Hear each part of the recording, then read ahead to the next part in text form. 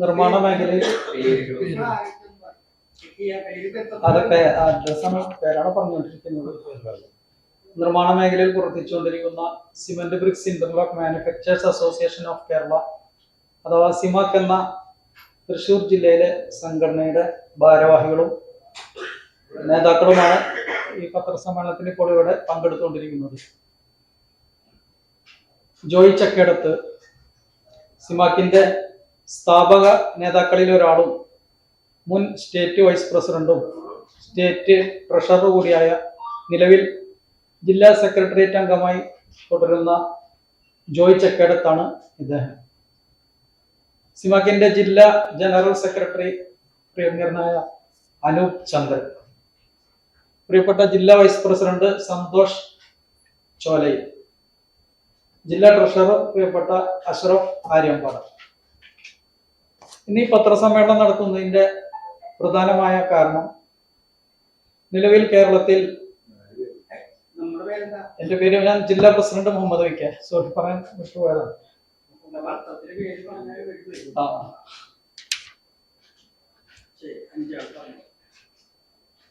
Cement product മേഖല വളരെയേറെ പ്രതിസന്ധി നേരിട്ടുകൊണ്ടിരിക്കുന്ന ഒരു സാഹചര്യത്തിലൂടെയാണ് മുന്നോട്ട് പോയിക്കൊണ്ടിരിക്കുന്നത്. പ്രധാനമായും ക്രഷർ ഉൽപ്പന്നങ്ങളുടെ അനിയന്ത്രിതമായ വിലക്കയറ്റം തന്നെയാണ് ഈ മേഖലയെ ബാധിച്ചുകൊണ്ടിരിക്കുന്നത്. അതുകൊണ്ട് തന്നെ സമരരംഗത്തേക്ക് ഇറങ്ങുവാനാണ് സിമാക്ക് സ്റ്റേറ്റ് തലത്തിലും ജില്ലാ തലത്തിലും തീരുമാനിച്ചിരിക്കുന്നത്. അതിന്റെ കാരണങ്ങൾ ഞാൻ ചുരുക്കത്തിൽ ഇതിൽ വായിച്ചു കേൾപ്പിക്കാം. Cement BRICS and interlock manufacturers association of Kerala സംസ്ഥാന വ്യാപകമായി സമരരംഗത്തേക്ക്. സർ, കേരളത്തിൽ സിമന്റ് ഉൽപാദന മേഖലയിൽ 6000-ൽ പരം യൂണിറ്റുകൾ പ്രവർത്തിച്ചുകൊണ്ടിരിക്കുന്നു. ഈ സ്ഥാപനങ്ങളെ ആശ്രയിച്ചുകൊണ്ട് 10,000-ൽ പരം കുടുംബങ്ങളും പ്രത്യക്ഷമായും പരോക്ഷമായും ലക്ഷക്കണക്കിന് തൊഴിലാളികളും ഉപജീവനം നടത്തി വരുന്നു.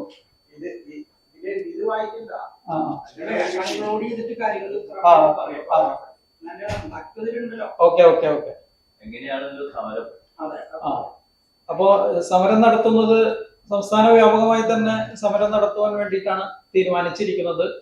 പക്ഷെ തൃശ്ശൂർ ജില്ലയുടെ കാര്യങ്ങളാണ് ഞങ്ങളിപ്പോ ഇന്നിവിടെ പറയുന്നത്. അപ്പൊ അതിനൊരു ഞങ്ങൾ മുൻപ് നിരവധി തവണ സർക്കാരിന്റെ ശ്രദ്ധയിൽ ഈ പ്രതിസന്ധിയെ കുറിച്ച് ബോധിപ്പിച്ചിരുന്നു. എന്നാൽ ക്രിയാത്മകമായ ഒരു നിലപാടും സർക്കാരിന്റെ ഭാഗത്തുനിന്നും ഉണ്ടായിട്ടില്ല. അതുകൊണ്ട് തന്നെയാണ് സമരരംഗത്തേക്ക് ഇറങ്ങുന്നത്. ഞങ്ങൾക്ക് സർക്കാരിനോട് പറയാനുള്ളത്, ഇന്ന് കേരളത്തിൽ നിരവധി ക്വാറികൾ ഉണ്ട്. എന്നാൽ ആ ക്വാറികളൊന്നും ഇന്ന് നിയമാനുസൃതമായി പ്രവർത്തിക്കുവാൻ സർക്കാർ അനുമതി നൽകുന്നില്ല. അതിൽ നൂറുകണക്കിന് ക്വാറികളിലുള്ളത് ഇന്ന് നിയമാനുസൃതമായി പ്രവർത്തിക്കുന്നത് വിരലിലുണ്ടാവുന്ന ക്വാറികൾ മാത്രമാണ്. പക്ഷെ പ്രവർത്തിക്കാൻ സാധിക്കുന്ന ക്വാറികൾ നിരവധിയുണ്ട്. ആ ക്വാറികളെ പ്രവർത്തിക്കുവാനുള്ള അനുമതി സർക്കാർ കൊടുക്കണമെന്നാണ് ഞങ്ങൾക്ക് ആദ്യമായി പറയുവാനുള്ളത്. നമ്മുടെ ജില്ലയിൽ 33 ക്വാറികൾ,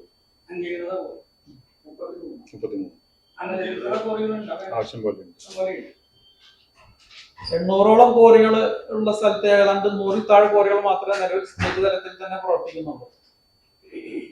ജില്ലയിൽ പ്രവർത്തിക്കുന്നുള്ളൂ. പല ക്വാറികളും അടച്ചിട്ടിരിക്കുകയാണ്.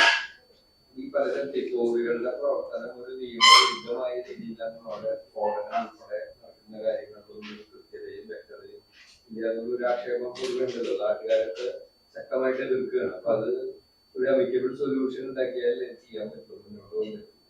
അത്തരത്തിലുള്ള ക്വാറികൾ പ്രവർത്തിക്കണമെന്ന് ഞങ്ങൾ ആവശ്യപ്പെടുന്നില്ല. നിയമാനുസൃതമായി എന്നുള്ളതിനാണ് ഞങ്ങൾ എപ്പോഴും പറയാറുള്ളത്. ചെറിയ ചെറിയ നിയമപ്രശ്നങ്ങൾ നേരിടുന്ന ക്വാറികളുണ്ട്. അത് അത്തരം ക്വാറികൾ തന്നെ പല ഘട്ടങ്ങളിലും കോടതിയുടെ അനുമതിയോടുകൂടി തന്നെ പ്രവർത്തിക്കാൻ സാഹചര്യം ഒരുക്കിയിട്ടുണ്ട്. അത്തരം ക്വാറികൾ നിരവധിയുണ്ട്. ആ ക്വാറികൾ ചില സാങ്കേതിക പ്രശ്നങ്ങളാൽ പെട്ട് തടസ്സം നേരിട്ട് കൊണ്ടിരിക്കുന്ന ക്വാറികളുണ്ട്. പട്ടയത്തിന്റെ സങ്കീർണത മൂലം കുറെ ക്വാറികൾ അടച്ചു കിടക്കുന്നുണ്ട്. അതൊക്കെ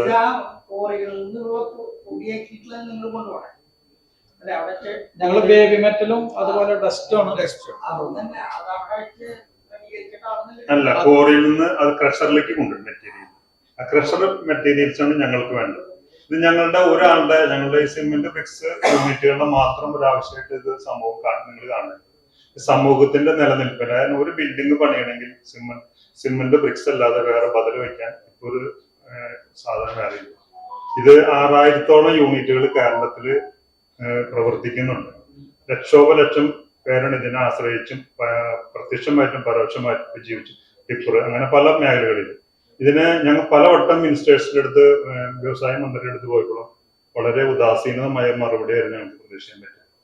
കാരണം ഇതിനെ സംബന്ധിച്ച് കഴിഞ്ഞ ദിവസം തന്നെ നമ്മുടെ ബഹുമാനപ്പെട്ട മുഖ്യമന്ത്രിയുടെ പിയാനെ കാണുന്നുണ്ട്. അപ്പൊ പുള്ളി പറഞ്ഞു ഇതൊക്കെ അന്തരീക്ഷ മലിനീകരണമാണ്, മഡ് ബ്ലോക്കാണ് ഏറ്റവും സൂട്ടായത്. മണ്ണെടുക്കാൻ പോയാൽ അപ്പൊ അത് ബുദ്ധിമുട്ട്, കോറി എടുക്കാൻ പോയാൽ കോറിക്ക് ബുദ്ധിമുട്ട്, നിർമ്മാണ മേഖല മൊത്തം സ്തംഭിച്ചിരിക്കുക. ഇതിന് ഞങ്ങൾക്ക് തത്തുല്യമായിട്ട് വേറെ ഒരു പ്രോഡക്റ്റ് വേറെ കിട്ടാനില്ല. അന്യ സംസ്ഥാനങ്ങളിൽ ഇത് കൊണ്ടുവരാൻ എന്ന് വെച്ച് കഴിഞ്ഞാൽ വണ്ടികളുടെ ഓവർലോഡ് ചാർജ് ചെയ്ത് വലിയ പഴയ അടിച്ച വണ്ടികൾ അവിടെ അതും നിരുത്സാഹപ്പെടുത്തിയിടും. ഞങ്ങൾക്ക് ജീവിക്കണ്ടേ? ഞങ്ങൾക്ക് വലിയ ബാങ്ക് ബാലൻസ് ചെയ്യാൻ വേണ്ടിയിട്ടില്ല, ഞങ്ങളുടെ നിശ്ചയാവസ്ഥ ഗവൺമെന്റിന് മുമ്പിൽ അവതരിപ്പിക്കാൻ ഇനി സമരമാർഗങ്ങളെല്ലാം ഉണ്ട്. ഞങ്ങൾക്ക് വേറെ മാർഗം. കാരണം ഞങ്ങളുടെ കുടുംബം ഞങ്ങളെ ആശ്രയിച്ച് ജീവിക്കുന്ന മറ്റുള്ളവർക്കും വേറൊരു ബിസിനസ്സിലേക്ക് തിരിയാൻ പറ്റില്ല. അപ്പൊ ഗവൺമെന്റിന് മുമ്പിൽ ഇത് കണ്ണ് തുറക്കുന്നത് വരെ ഞങ്ങനെ സമരത്തിലേക്ക് തന്നെ മാറാൻ പോവാം. പലവട്ടം ഞങ്ങൾ ആവശ്യപ്പെട്ടതാണ്. ഞങ്ങൾ ഏപ്രിൽ 1-ാം തീയതി തൃശ്ശൂർ ജില്ലാ കൺവെൻഷൻ വരുന്നുണ്ട്. ഇതിനോട് പിന്നാലെ തന്നെയായിട്ട് ഞങ്ങൾ സംസ്ഥാന വ്യാപകമായിട്ട് കളക്ടറേറ്റ് ധർണയും സെക്രട്ടേറിയറ്റ് ധർണയും പ്ലാൻ ചെയ്യുന്നുണ്ട്. ഞാൻ സെക്രട്ടേറിയറ്റ് മെമ്പറാണ്. അപ്പൊ കേരളത്തിന്റെ 14 ജില്ലകളിലും ഈ സംഘടന വ്യാപിച്ചു നിൽക്കുന്നു. സിമന്റ്, മണൽ, ബേസ്മെന്റ്. ഇതില് ബേസ്മെന്റില് ഭയങ്കര ക്ഷാമം. അത് ഒന്ന് പറയണെങ്കിൽ അതിനൊരു വില ഏകീകരണം ഇല്ല കേരളത്തിൽ.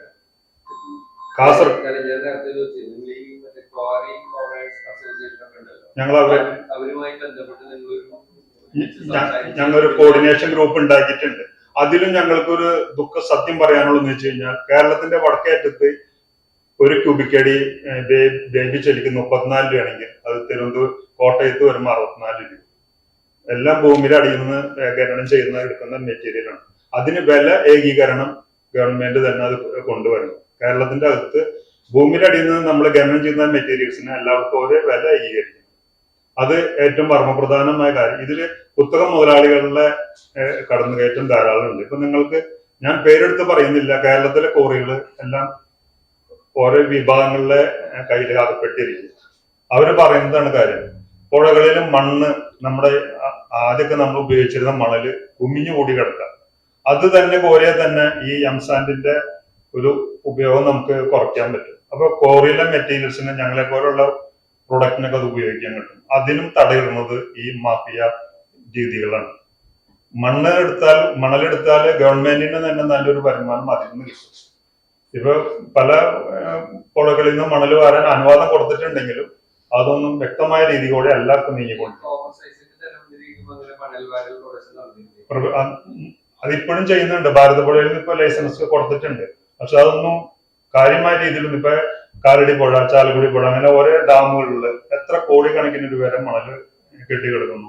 അതൊന്നും പോരാൻ അനുമതി കൊടുത്താല് അത് ഞാൻ പ്രത്യക്ഷമായിട്ട് എനിക്കിത് പറയാൻ പറ്റില്ല ഇപ്പോഴത്തെ അവസ്ഥയിൽ. കാരണം ഇത് മണൽ വന്നാൽ എംസാൻഡിന്റെ ഉപയോഗം കുറയും. അത് ഉപയോഗം കുറഞ്ഞു കഴിഞ്ഞാല് അതിന്റെ ഭവിഷ്യത്തുകൾ നിങ്ങൾക്ക് ഓരോരുത്തർക്കും മനസ്സിലാക്കാൻ കേസുള്ളൂ. അപ്പൊ ഇതെല്ലാം കൂടി നമ്മളത് ഞെരങ്ങുന്നത് ഞങ്ങളെ പോലുള്ള സംഘടന മറ്റു യൂണിറ്റുകളാണ്. 500 യൂണിറ്റ് ഉണ്ട് നമ്മുടെ അസോസിയേഷൻ. തന്നെ 250-ലധികം മെമ്പേഴ്സ് ഉണ്ട് ഞങ്ങൾക്ക്. കാരണം ഇന്നിപ്പോ അതിന് ബദൽ വെക്കാൻ പറ്റാവുന്നൊരു പ്രോഡക്റ്റ് വേറെ ഇല്ല. ഒരു സാധു മനുഷ്യനായാലും ഇപ്പൊ നമ്മുടെ ഗവൺമെന്റിന്റെ ലോൺ എടുത്തിട്ടായാലും വീട് പണിയുന്നതാണെങ്കിലും ഈ ഹോളോബ്രിക്സിനെ ആശ്രയിച്ചിട്ട് വേണം മുന്നോട്ട് പോകും.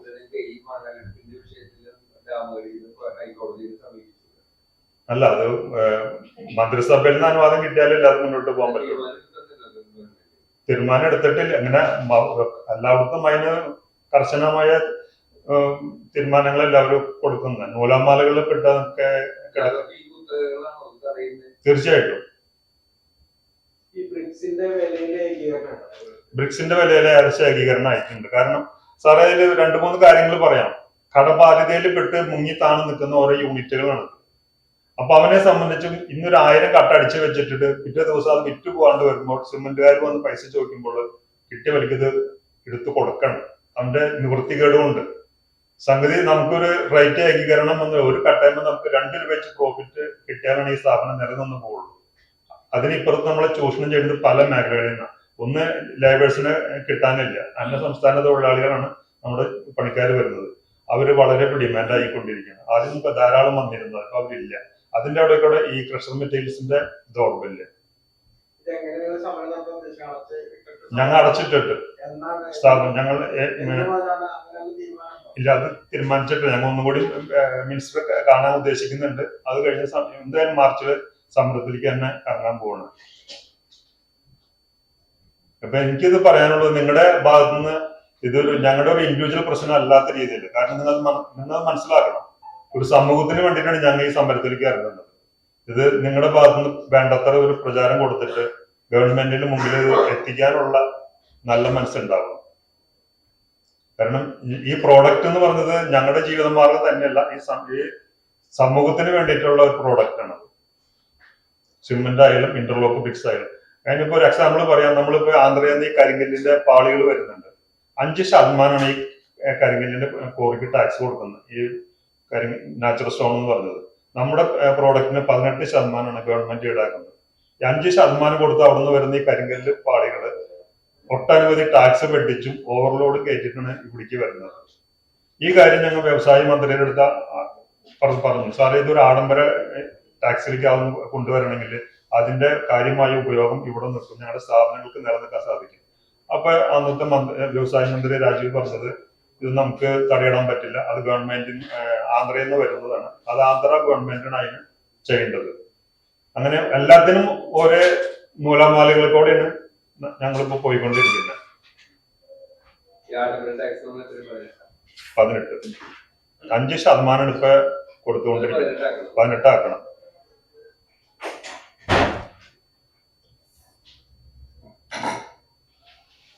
മറ്റൊരു കാര്യം പറയാനുള്ളത്, ഞങ്ങൾ ഈ മേഖലയിൽ നേരിടുന്ന മറ്റൊരു ഭീഷണിയാണ് ചുമട്ട് തൊഴിലാളി യൂണിയനുമായിട്ടുള്ള പ്രശ്നങ്ങൾ.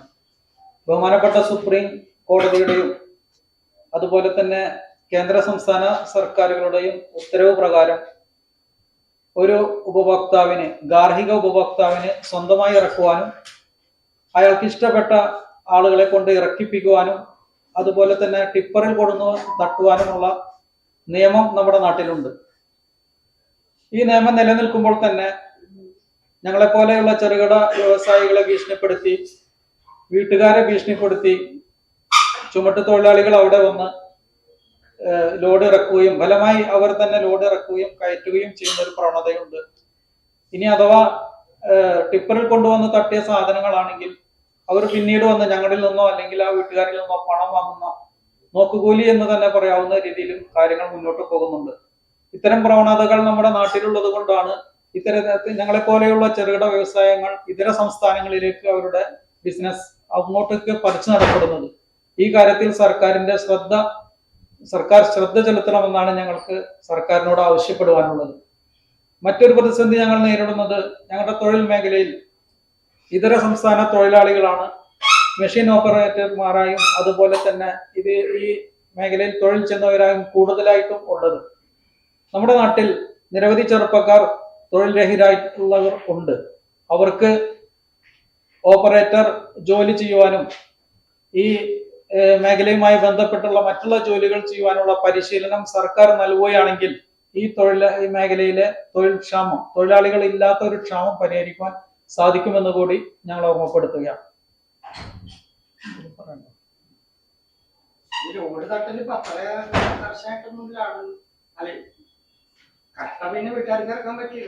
അല്ല, തട്ടാൻ നമുക്ക് ഉണ്ട്. പക്ഷെ അങ്ങനെ തട്ടുന്ന സ്ഥലത്ത് വന്നിട്ട് യൂണിയൻകാർ വന്നിട്ട് പ്രശ്നമാക്കണം. തട്ടാൻ പാടില്ലത് ഞങ്ങളുടെ തൊഴിലാണ്.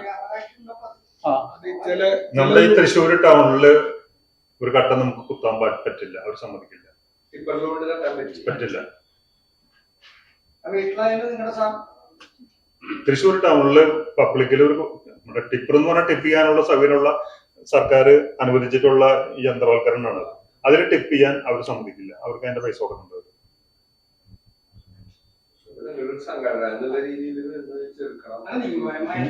ഞങ്ങ ചെറുക്കാന്ന് പറഞ്ഞത് പരിധിയില്ലേ, നോക്കൂലില്ല. അവര് പറയും തട്ടരുന്ന പറയുള്ളൂ.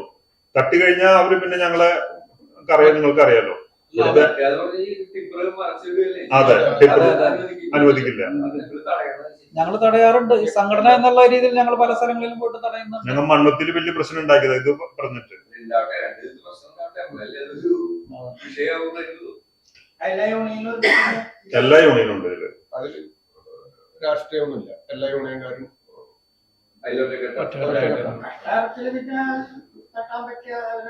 അവര് ഈ വീട്ടുകാരെ പോയിട്ട് ഭീഷണിപ്പെടുത്തലാണ് ഏറ്റവും വലിയ ബുദ്ധിമുട്ട്. നമ്മളിപ്പോ അവര് പേടിക്കാണ്. ഇപ്പൊ സാധാരണക്കാരുടെ വീട്ടിൽ വന്നിട്ട് ഒരു യൂണിയൻകാരൊക്കെ ഒന്ന് ഭീഷണിപ്പെടുത്തി കഴിഞ്ഞാൽ നിങ്ങളെ മറ്റുള്ള സാധനങ്ങൾ ഇറക്കാൻ ഞങ്ങൾ സമ്മതിക്കില്ല, അല്ലെങ്കിൽ വേറെ ഏതെങ്കിലും സാധനങ്ങൾ വീണ്ടും അവരെ കൊണ്ട് ഇറക്കേണ്ടി വന്നു കഴിഞ്ഞാൽ ഞങ്ങൾ അത് വരില്ല എന്നുള്ള പ്രവണതയൊക്കെയാണ് ഉണ്ടാകുന്നത്. അതിന് ഇന്ന് വരെ ശരിക്കും അത് ഒരു അടിവരടാൻ പറ്റിയിട്ടില്ല. ചില പോലീസുകാർ അവർക്ക് നിയമപ്രകാരം കൂടെ നിൽക്കാൻ പാടില്ല. നിയമപ്രകാരം തട്ടാനുള്ള അധികാരം പോലീസ് സ്റ്റേഷനിൽ പരാതി മറ്റുള്ള ആൾക്കാരൊക്കെ അവിടെ വന്ന് അതിനെ വിഷയം കൊണ്ടുവരും. ചില മേഖലകളിൽ ഒരു വലിയൊരു കെട്ടിടം ഉണ്ടാക്കുകയാണെങ്കിൽ അവിടെ സൈറ്റ് പ്രൊഡക്ഷൻ നടത്തി ഒരു മെഷീൻ കൊണ്ടുവന്ന് കുറച്ച് തൊഴിലാളികളെയും കൊണ്ടുവന്ന് അവർ തന്നെ കട്ട ഉണ്ടാക്കുന്ന ഉത്പാദിപ്പിക്കുന്ന ഒരു സംഭവം നമ്മുടെ നാട്ടിൽ നടന്നു വരുന്നുണ്ട്. നമ്മള് സ്ഥാപനത്തിന്റെ ലൈസൻസും അതുപോലെ പൊള്യൂഷൻ സർട്ടിഫിക്കറ്റും ലേബർ സർട്ടിഫിക്കറ്റും എല്ലാം എടുത്തുകൊണ്ടാണ്, എല്ലാ 100% നിയമങ്ങൾ പാലിച്ചുകൊണ്ടാണ് ഞങ്ങൾ ഈ പ്രസ്ഥാനം മുന്നോട്ട് കൊണ്ടുപോകുന്നത്. എന്നാൽ ഇതൊന്നുമില്ലാതെ ഒരു മെഷീൻ എടുത്ത് കുറച്ച് പണിക്കാരെ വെച്ച് ഇതുപോലെ കട്ട പ്രൊഡക്ഷൻ ചെയ്യുന്ന രീതി നമ്മുടെ നാട്ടിൽ വ്യാപകമായി കണ്ടുവരുന്നുണ്ട്. അത് ഞങ്ങളുടെ തൊഴിൽ മേഖലയെ പ്രതിസന്ധിയിലാക്കുന്ന, വളരെയേറെ ബാധിക്കുന്ന ഒരു കാര്യം കൂടിയാണെന്ന് അറിയിക്കുക.